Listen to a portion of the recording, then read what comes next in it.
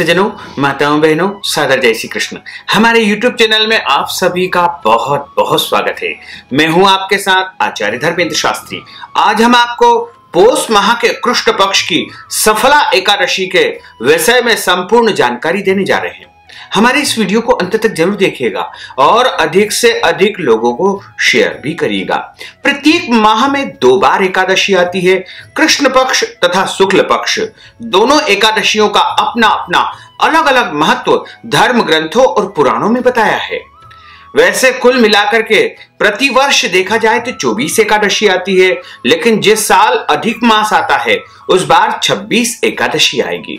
एकादशी का व्रत प्रत्येक मनुष्य को करना चाहिए, क्योंकि एकादशी का व्रत करने से जन्म जन्मांतर के पाप दोष पीड़ाएं नष्ट होती है।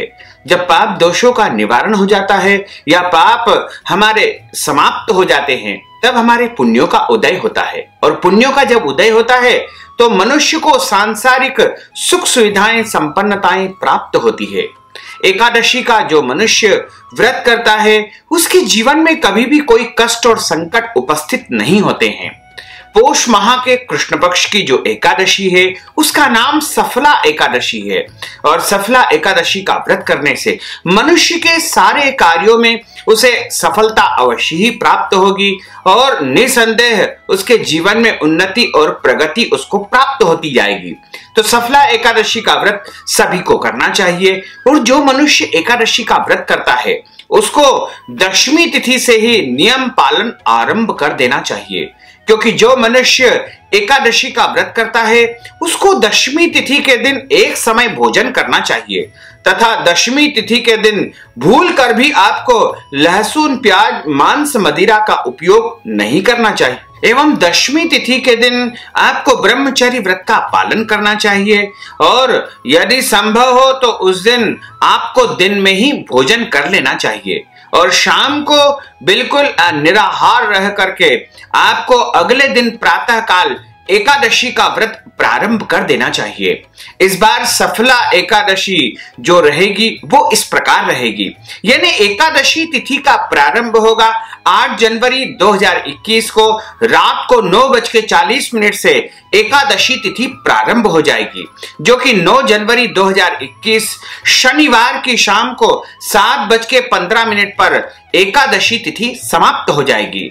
यदि हम उदया तिथि के अनुसार देखें और दशमी युक्त जो एकादशी है वो 8 जनवरी को रहेगी, वहीं उदया तिथि के अनुसार और द्वादशी युक्त तिथि होती है जिसे हरिवासर कहा जाता है, यानी द्वादशी युक्त एकादशी ही हमारे धर्म ग्रंथों में सर्वोत्तम बताई गई है।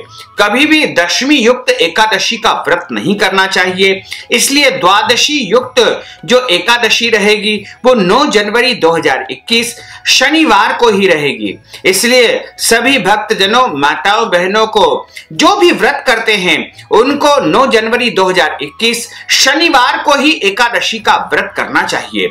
जो पहली बार एकादशी का व्रत प्रारंभ करने जा रहे हैं उनको भी 9 जनवरी 2021 को ही एकादशी का व्रत करना चाहिए, और जो प्रत्येक एकादशी का व्रत करते हैं उनको भी 9 जनवरी 2021 शनिवार को ही एकादशी का व्रत करना चाहिए, और एकादशी के दिन प्रातः काल संकल्प करना चाहिए। तो सबसे पहले आपको स्नान ध्यान आदि नित्य कर्मों से निवृत्त होकर के और शुद्ध वस्त्र धारण करके देवताओं का पूजन करके भगवान सूर्य देव को अर्घ्य देकर के हाथ में इस प्रकार हाथ रख करके जल रखना चाहिए, तथा 3 बार विष्णु विष्णु का उच्चारण करना चाहिए।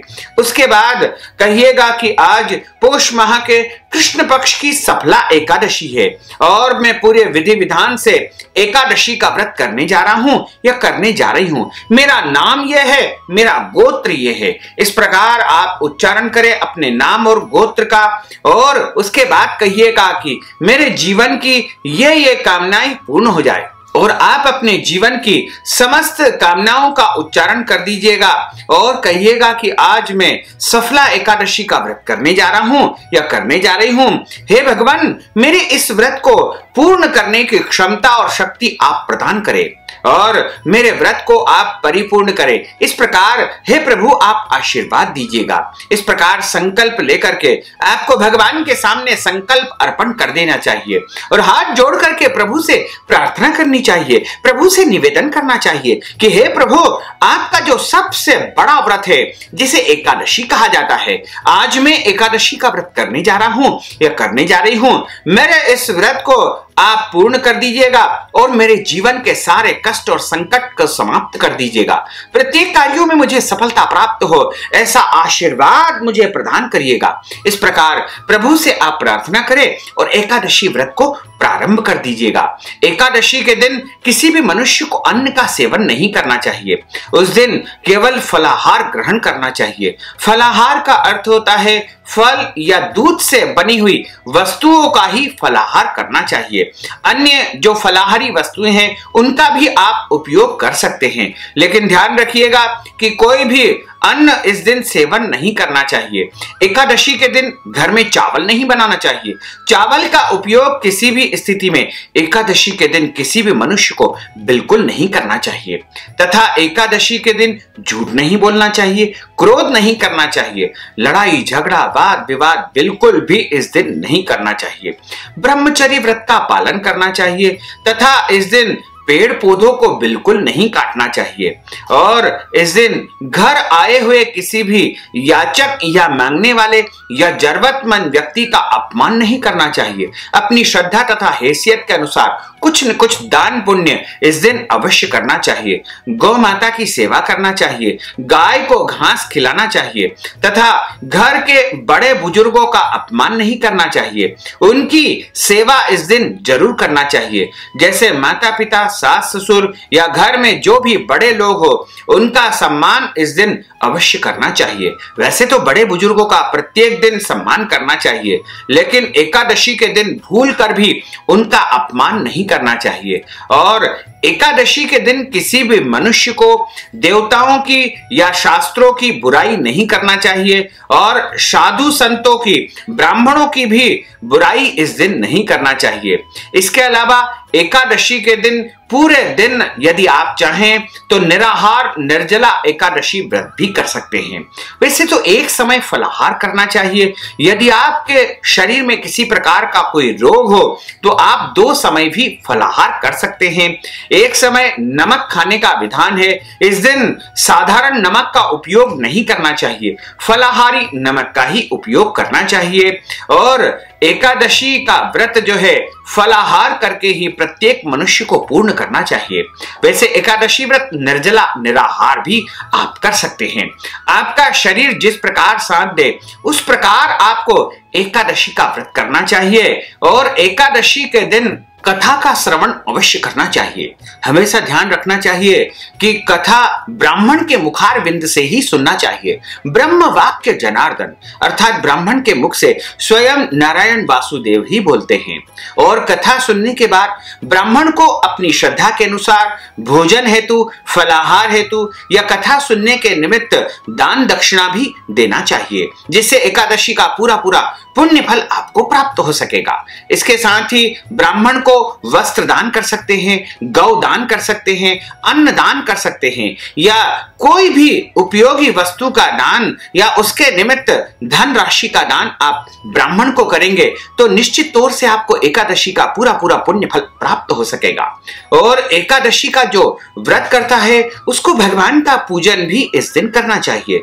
भगवान बाल गोपाल जी का, नारायण का पूजन इस दिन करना चाहिए और इसके साथ ही भगवान का भजन और उनके नामों का स्मरण भी आपको करना चाहिए। आप चाहें तो गोपाल सहस्त्र नाम का पाठ कर सकते हैं, विष्णु सहस्त्र नाम का पाठ कर सकते हैं या फिर भगवान के पवित्र कोई भी स्तोत्रों का मंत्र जाप भी आप इस दिन कर सकते हैं। और रात्रि जागरण करना चाहिए। रात्रि में भगवान के नामों का उच्चारण करना चाहिए। भगवान का भजन कीर्तन भी आप इस रात्रि में कर सकते हैं, क्योंकि एकादशी की रात्रि में वैसे तो पूरी रात जागने का विधान है, लेकिन यदि आप पूरी रात नहीं जाग सकते हैं तो 1 पहर, 2 पहर या 3 पहर या 4 पहर, जितना आप सामर्थ्य हो उतना जाग सकते हैं।